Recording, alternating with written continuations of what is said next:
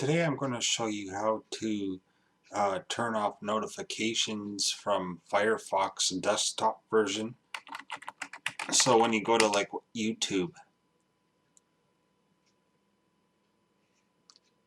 and sign in, you don't get this little notification here in the address bar telling you if you want to change, if you receive notifications from the site or not, because normally it pops up with this.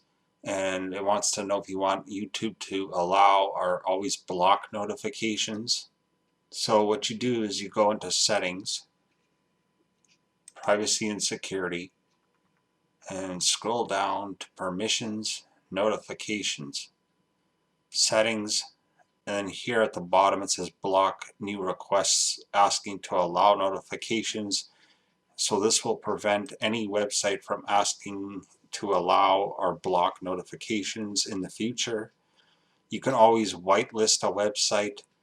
This is just a search if you have like this filled with websites, but you can also I think manually allow them and then block any future requests. So like for example, if you Facebook or wherever website you go to sends notifications and you want them, you would allow them all in here first and then block and then save changes so you wouldn't get any from any other website. So now when we hit refresh or reload,